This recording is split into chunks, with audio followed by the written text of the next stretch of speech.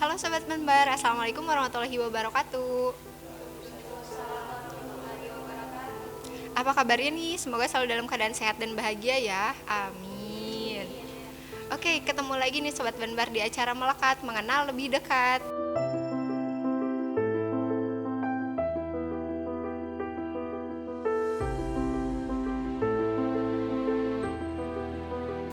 Nah, pada episode kali ini kita akan membahas mengenai entrepreneurship nih teman-teman, dengan tema Become Young Entrepreneur.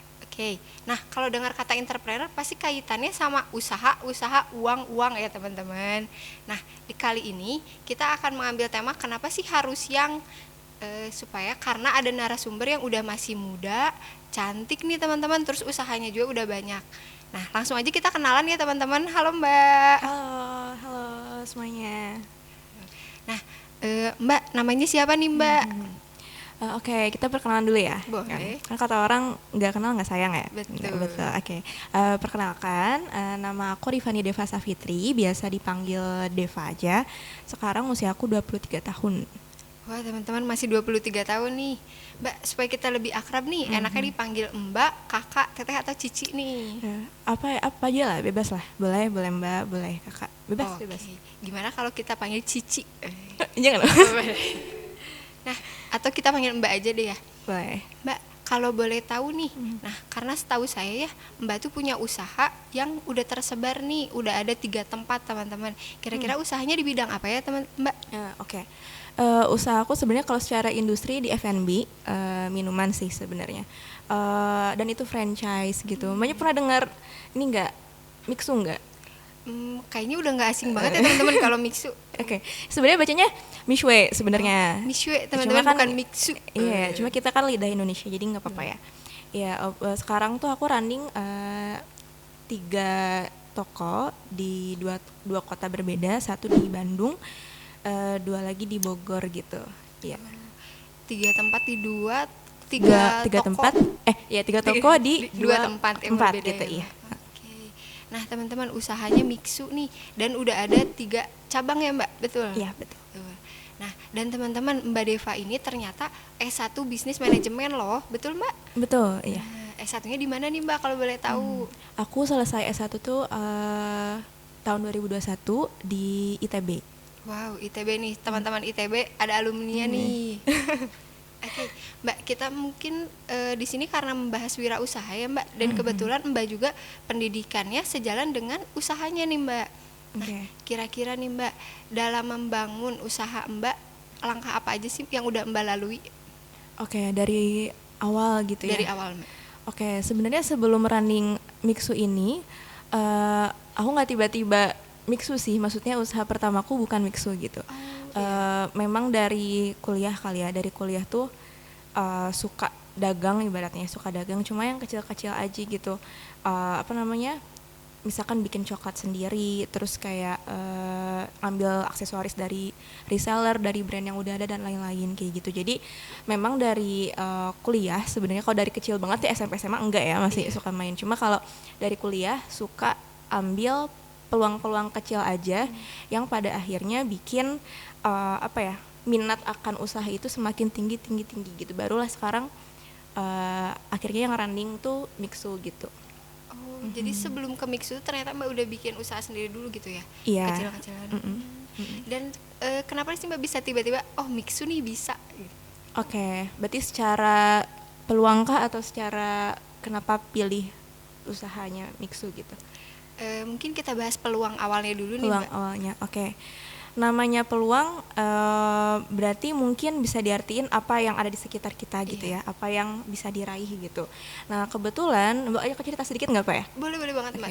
Jadi waktu awal banget tuh, kalau nggak salah tuh insya Allah 2021 ya, 2021 kan kita kena pandemi ya, terus kemudian saat itu merupakan tahun terakhir kuliah aku. Jadi kondisinya aku kuliah itu tahun terakhirnya lagi pandemi, jadi sangat amat banyak waktu yang mana gak hanya dihabiskan di dalam kelas gitu, jadi banyak waktu di mana aku bisa melakukan hal lain gitu. Nah waktu itu kebetulan pertama kalinya Mixu masuk ke Indonesia gitu, dengan mungkin kalau teman-teman ini orang Bandung semua tahu Ciwok gitu ya. Tahu banget Dan kayaknya. suka main kan ya. Nah biasanya tuh kalau misalkan kita mau tahu cari peluang apakah bisnis itu emang sekarang lagi laku dan enggak, biasanya kita harus nanya-nanya ke tanda kutip orang dalam mungkin gitu ya. Oh iya. Nah tapi waktu kasusnya Mixu ini memang kondisinya tuh di Ciwok gitu pertama kali dia masuk, dan itu toko pertamanya dia. Nah ya berlandaskan kepo gitu, berlandaskan kepo. Memang kebetulan di depan toko itu ada pemberitahuan bahwa Mixu itu open for franchise gitu. Di mana franchise sendiri itu artinya kan bermitra gitu ya. Iya, betul. Jadi siapapun bisa mengambil kesempatan menjadi mitranya Mixu gitu, kayak gitu. Jadi berlandaskan kepo tadi, aku cobalah cari-cari tahu, dan pada akhirnya aku pertama kali mutusin untuk coba Bismillah, coba ambil. Satu itu adalah hasilnya toko pertama aku di Pati Ukur gitu, Bandung. Iya Mbak. Jadi teman-teman yang orang di Pati Ukur nih bisa main ke Ya boleh, toko ya Mbak ya. boleh. Nah Mbak, berarti awalnya cuma iseng ya Mbak waktu main ke Ciwok nih? Iseng sebenarnya ya. Dan memang sesimpel ngelihat kalau kita kan pasti jadi customer dulu ya. Iya betul. Kita coba terus enak, terus harganya murah. Ini nggak promosi. Gak apa-apa Mbak sambil promosi. Enak terus harganya murah. Terus sesimpel ini sharing dikit ya. Cara aku lihat kalau misalkan usaha itu ramai atau enggak adalah kita coba beli, lihat struknya. Biasanya di struknya itu ada queue atau antrian di hari tersebut, dan biasanya suka bisa kita kira-kira kalau misalkan sore ini udah mencapai misalkan di atas 60, oh insya Allah berarti emang rame gitu.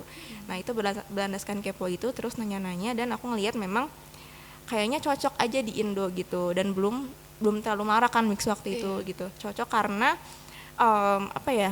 pertama harga masuk, cuaca kita tropis. Kalau misalkan kita ada musim salju mungkin nggak terlalu laku ya Iya, gitu ya. Dingin ya Mbak ya. Iya, nah itu makanya yang dinamain peluang tadi sih sebenarnya dari pasarnya sendiri seperti itu. Terus kemudian ada faktor kitanya ya kepo-kepo sih, berani aja gitu. Ya teman-teman, berarti berawal dari iseng dan kepo ya Mbak. Iya benar. Nah Mbak, gimana nih, kan kebetulan franchise tuh banyak ya Mbak, dan yang profit tuh ternyata banyak juga. Nah kenapa akhirnya Mbak bisa memutuskan akhirnya Mixu deh kayaknya bisa nih? Oke. Mungkin nyambung ke yang peluang tadi juga ya gitu. Sebenarnya kalau dibilang peluang tuh banyak banget, mau itu franchise, mau itu bisnis yang memang bikin sendiri gitu ya, brandnya dari nol. Tapi memang sebelum Mixu ini kebetulan aku sudah mencari beberapa franchise lainnya. Misalkan Indomaret kah, Alfamart, terus apalagi ya, bahkan franchise yang nggak di F&B, misalkan laundry pun ada, cuci mobil pun ada gitu. Ya jadi memang udah bandingin, dan jujur aku waktu itu kan masih skripsian ya. Iya, betul. Jadi mahasiswa bisnisnya aku nol juga kok di lapangan gitu. Iya. Jadi bahkan kalau boleh jujur di kuliah aku tuh sama sekali nggak diajarin namanya sistem franchise gitu. Kita selalu diusungnya bikin sendiri gitu. Yang mana nggak ada salahnya. Tapi jadinya akhirnya aku belajar seiring berjalannya waktu aja gitu. Ya banyak nanya-nanya ke orang random. Ini bahkan tips and tricksnya jangan remehkan informasi dari siapapun. Kadang aku waktu itu iseng nanya ke misal kayak tukang parkir di daerah DU. Kayak Mas di sini tuh ramainya sebelah mana ya? Oh sebelah sana, kayak gitu. Karena kan mereka lama di situ ya. Jadi tips and tricksnya tuh ya itu salah satunya sih, jangan remehkan informasi dari siapapun gitu. Kayak gitu sih. Dan sekecil apapun. Iya. Nah teman-teman, Mbak Deva tuh pada saat skripsian, jadi buat para pejuang skripsi bisa nih sambil daripada gabut ya Mbak, daripada pusing, mending sekalian bikin usaha. Nih Mbak, nah kan Mbak udah berapa tahun nih Mbak usaha di bidang franchise ini? Oke. Kurang lebih mungkin ya, sebenarnya kan ada 3 ya. Iya, betul. Yang 3 itu masing-masing antara satu toko ke toko selanjutnya itu bedanya setahun. Jadi mungkin kalau di total 3 tahun. Sudah 3 tahun berarti ya Mbak. Nah Mbak, selama 3 tahun ini kendala atau kesulitan apa aja sih yang udah Mbak lalui Oke. Mungkin di usahanya ya. Iya betul. Oke. Kalau kendala sebenarnya dari awal buka, kendala tuh kita langsung dihantam sih. Karena iya, betul. yang di Pati Ukur itu kebetulan bukanya pas lagi pandemi. Lagi bener-bener hamin seminggu opening PSBB gitu. Iya. Ya kan ujian banget ya gitu. Itu yang paling pertama, karena namanya hambatan tuh menurut aku ada yang dari diri sendiri internal, ada yang dari eksternal. Yang dari diri sendiri kita bisa kontrol, tapi yang dari luar enggak, kita cuma bisa hadapin aja gitu. Kalau dari internal tuh yang paling aku rasakan adalah tadi sih salah satunya minim pengetahuan tentang franchise. Jadi sharing ya, waktu toko pertama itu mungkin banyak momen dimana aku harus berhubungan dengan pihak-pihak yang secara usia jauh lebih tua. Jadi kena tipu tuh pernah, kayak vendor dimahalin segini dan lain-lain, dan aku iya aja karena aku nggak tahu kan. Iya, masih polos ya, Masih Mbak, polos. Jadi salah satu tantangannya adalah dari diri sendiri tuh cara menyesuaikan sama bidang yang baru kita tekunin gitu.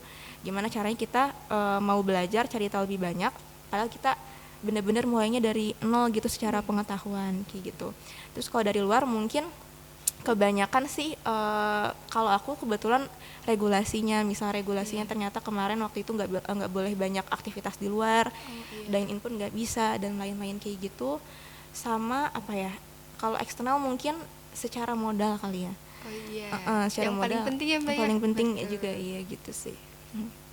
Nah, teman-teman, ternyata dalam mobilitas yang sempit pun Mbaknya bisa nih mendirikan usaha bahkan sampai 3 ya, Mbak ya. Iya. Nah, Mbak, tadi Mbak kan sedikit menyinggung mengenai modal nih. Nah, Mbak, kira-kira gimana sih, Mbak, cara mengelola modal yang kita punya nih?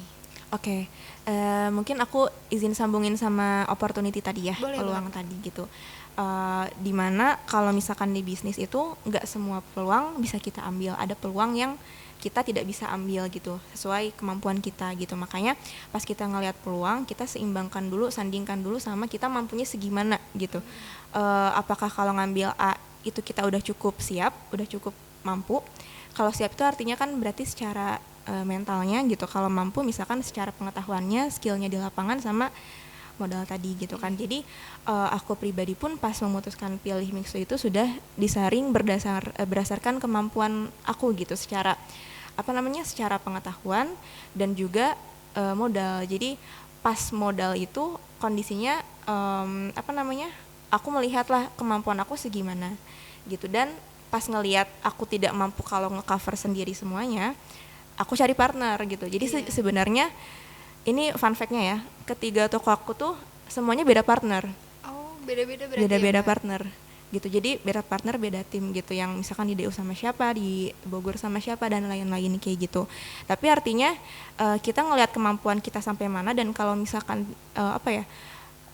belum merasa mampu untuk sepenuhnya handle sendiri, nggak apa-apa untuk meminta bantuan orang lain gitu. Kita kan makhluk sosial ya, jadi memang salah satu kunci bisnis itu kolaborasi gitu. Nggak perlu semuanya dilakuin sendiri, dan emang pada dasarnya nggak harus dilakuin sendiri gitu sih. Jadi kalau untuk modal, aku memang partneran sama orang gitu. Nah, Mbak, kan Mbak sendiri partner nih. Nah, menurut Mbak nih, gimana sih cara milih partner yang kayaknya mereka bisa deh kita ajakin usaha bareng? Soalnya kan untuk sekarang tuh kalau mau usaha partner tuh, kalau partnernya nggak cocok atau misalkan tidak amanah tuh susah ya, Mbak. Kira-kira gimana sih cara Mbak kayaknya dia bisa deh diajakin usaha bareng kayak. Kalau aku sebenarnya mungkin ada beberapa poin, cuma paling besar tuh aku bakal pilih visi misi sih. Visi misi sama nilai. Ini kayak cari pasangan ya. Iya, betul banget. Iya, ini sebenarnya sama pentingnya dengan cari pasangan. Kenapa? Karena jangka panjang. Kita kan usaha nggak pingin setahun beres ya. Pingin seterusnya gitu. Jadi carilah partner yang pada jangka panjang, nggak akan bikin kamu banyak makan hati gitu ibaratnya. Cari yang jangka panjang, teman-teman. Iya kan? Karena memang sensitifnya menurut aku, karena bisnis itu melibatkan uang. Jadi jadi sangat amat perlu banyak pertimbangan gitu. Kalau aku tadi visi misi sama nilainya, sesimpel misalkan ini kita mau usaha, mau cari pengalaman apa cari uang, itu pun udah beda. Karena kalau cari pengalaman, kasarnya ya, rugi pun nggak apa-apa, dia kan pengalaman, yang penting belajar kan. Cuma kalau cari uang, ya usahakan jangan sampai rugi. Meskipun namanya belajar, mungkin nggak selalu namanya selalu untung. Cuma setidaknya objektif dia adalah untuk mencari uang gitu. Jadi dia akan berusaha mungkin untuk meminimalisir kerugian gitu sih. Jadi visi, misi, nilai.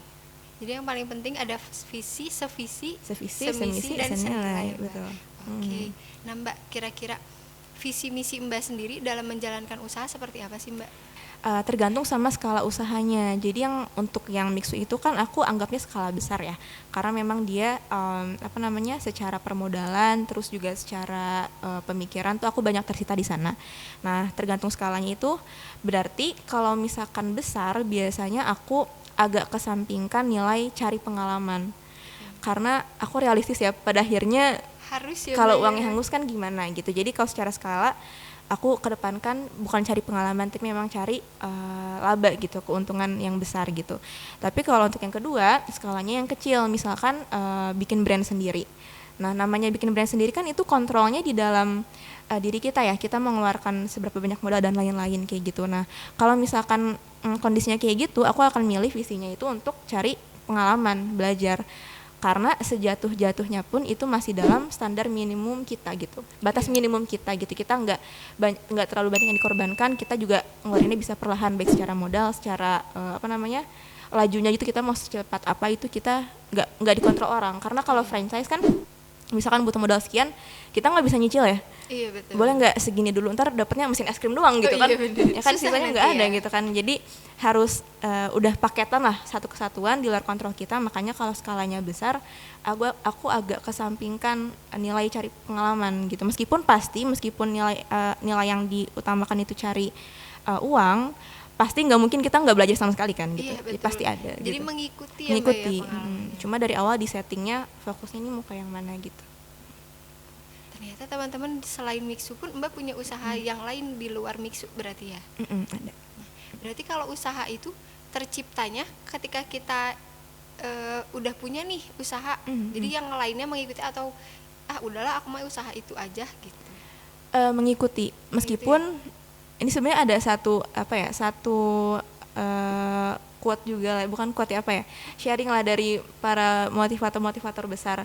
Katanya kalau umur sekitar, ini kan kita masih muda-muda ya. Iya betul. Ya, katanya kalau umur sekitar itu eksplor sebanyak-banyaknya. Tapi katanya kalau mau bisnis berhasil harus fokus, kan kontra ya gitu. Jadi yang aku rasain adalah kita bisa kalau pertama itu bukan langsung fokus tapi eksplor dulu. Explore dulu ya Mbak. Karena menurut aku aset terbesar anak muda itu waktu sih. Betul. Waktu itu nggak bisa dibeli. Kalau misalkan orang tua ibaratnya mau tiba-tiba coba, dia akan banyak menghabiskan waktu dia untuk coba-coba yang belum tentu berhasil gitu. Cuma kalau kita tuh ibaratnya waktunya masih banyak, jatah gagalnya pun masih banyak gitu loh, dan tanggungannya mungkin tidak seberesiko orang tua gitu loh. Kayak gitu. Jadi ya gitu sih ya. Explore yang Explore. penting. Nah, ada tips and trick nggak nih Mbak untuk saya pribadi nih kadang kalau mau nge-explore tuh takut gagal. Nah, gimana caranya biar kita yang penting maju dulu lah gitu, jangan dulu peduliin gagalnya gitu. Iya benar. Ini realistis sekaligus ini ya, ada motivasinya Iya, gitu ya. betul. Yang aku pelajarin dari semua teori bisnis adalah kalau misalkan aku belajarnya kayak ABC mungkin secara topik atau kayak kompetensi itu emang banyak banget. Tapi pas terjun ke lapangan ternyata ada satu yang mahal banget yang nggak diajarin. Apa tuh Mbak? Itu adalah bahwa eksekusi itu lebih mahal daripada ide. Kita betul. bisa ide beribu-ribu tapi eksekusi itu lebih mahal gitu. Kenapa lebih mahal? Karena kita nggak akan bisa ngejalanin plan kita kalau dimulai aja enggak. Jadi kalau kata Gojek mulai aja dulu tuh bener. Iya, Mulai aja. Iya, betul Quotes-nya sekali. emang benar gitu, meskipun memang harus mempertimbangkan resikonya ya gitu. Jadi kita namanya calculated risk-nya tuh gimana gitu. Kita emang optimis, tapi kita sudah hitung gitu. Seberapa jauh bisa kita capai dan seberapa jauh jika kita gagal gitu. Jadi tetap dipertimbangkan tetap ya Mbak dipertimbangkan. kegagalannya seperti itu. Nah, Mbak sendiri nih dalam awal usaha, kira-kira hal apa aja yang jadi pertimbangan Mbak untuk mendirikan suatu usaha atau menjalankan usaha seperti itu? Kalau aku pertama yang memang kemungkinan profitnya itu atau keuntungan yang bisa aku perolehnya sepadan, nggak perlu besar tapi sepadan dengan usaha yang kita keluarkan segini, kita tuh dapat seberapa banyak. Iya. Itu sih, sama yang kita suka sih. Aku pernah diajarin tuh sama salah satu dosenku, katanya kalau misalkan mau bikin bisnis tuh coba untuk jatuh cinta sama masalah yang kamu sukai. Jadi jatuh cinta sama masalah yang kamu pingin gitu. Karena namanya bisnis itu pasti along the way itu ada masalah. Iya. Tapi kalau dari awal kita sudah jatuh cinta dengan masalahnya, serumit apapun kita perjuangin, cinta buta lah gitu jadinya. Aduh, jadi Gitu. bucin Jadinya banget bucin gitu ya, banget Mbak. gitu karena misalkan di Mixu gitu, oh dari awal masalahnya ada ini. Cuma karena dari pertama aku mendirikan itu untuk memutuskan untuk bikin itu, aku udah suka dengan bidangnya, aku suka F&B misal, aku suka retail dan lain-lain, akhirnya apapun yang muncul setelah itu tuh jadi makanan aku gitu. Iya, nggak Bikin enak aja gitu ya, Mbak. nggak akan kewalahan gitu. Oke. Nah, berarti yang penting biar kita enak jalannya, berarti yang penting sukain dulu gitu ya, Mbak. Sukain dulu ya. Oke. Nah, Mbak, tadi bicara mengenai peluang. Nah, kita sendiri tuh kadang banyak nih peluang ABCD ataupun ide ABCD, tapi kita tuh ketika mau peluangnya banyak, tapi kita tuh takut atau bingung nih milih yang mana, sampai akhirnya peluang itu tuh nggak kita ambil. Nah, kira-kira menurut Mbak gimana sih cara kita mengeksekusi ide kita supaya jalan nih dan supaya beriringan dengan peluang yang ada? Oke, paling pertama mungkin konteksnya bisnis berarti ya peluangnya. Betul. Peluangnya kalau pertama aku bakal cari tahu sebanyak-banyaknya tentang bidang bisnisnya gitu. Misalkan tekstil kah, fashion kah, F&B kah, mau jasa kah, fotografi dan lain-lain gitu. Karena semakin kita banyak tahu peluangnya, semakin kita banyak tahu apa yang terjadi di dalamnya, semakin kita percaya peluangnya itu memang pantas untuk diambil gitu. Ya, semakin kita dikit taunya, kita pun bakal semakin ragu sebenarnya. Karena kita nggak tahu apa-apa kan. Cuma kalau misalnya kita udah tahu cara main orang-orang di dalamnya, kita akan lebih percaya diri gitu untuk ngambil. Gitu. Jadi ketahui dulu industrinya, bidangnya di situ gitu. Jadi yang paling penting gimana harus tahu aja ya, Iya, Mbak, tahu kita. dulu. Jadi biar nggak cuma terbuang percuma ya, Mbak, idenya. Betul. Seperti itu. Soalnya Mbak nih, kadang saya pribadi pun tuh ide atau peluang tuh banyak, tapi ketika misalkan mau mengeksekusi itu, ketakutannya tuh lebih takut karena mungkin mencari tahunya kurang mungkin ya, Mbak. Iya, mungkin gitu. Karena banyak sekali kegagalan-kegagalan yang bisa jadi pelajaran tanpa kita harus mengalami kegagalan itu sendiri gitu. Misalkan belajar dari orang yang udah pernah di bisnis itu gitu. Iya. Jadi berguru tuh sangat amat diperlukan gitu. Pas kita ketemu orang tuh ibaratnya kosongkan gelas gitu, karena kita mau menerima air yang dia punya gitu. Ketika kita ketemu sama orang, ambil pelajaran sebanyak-banyaknya, apalagi dia sudah misalkan lama di bidang itu, lebih paham di bidang itu. Jadi apapun kegagalan yang mungkin dia pernah lakukan, insya Allah bisa kita hindarin gitu, meminimalisir dan mengurangi skala kegagalannya gitu. Karena udah belajar dulu ya, Mbak, ya sebelumnya. Karena udah belajar bener. Oke. Nah, Mbak, dari usaha Mbak, tadi kita udah dapat banyak banget nih, Mbak. Nah, kira-kira nih menurut Mbak, gimana sih Mbak cara Mbak konsisten dalam menjalankan usaha Mbak ini yang kebetulan udah lumayan lama ya, Mbak, 3 tahun. Nah, kira-kira cara Mbak agar tetap konsisten seperti apa sih, Mbak? Oke. Konsisten itu sebenarnya balik lagi ke tadi sih, tujuan awalnya kita mendirikan usaha tersebut tuh apa gitu, visinya, misinya. Kalau misalkan kayak tadi aku ingat visinya cari uang, selagi malas-malasnya aku akan kembali ke tujuan aku gitu. Iya.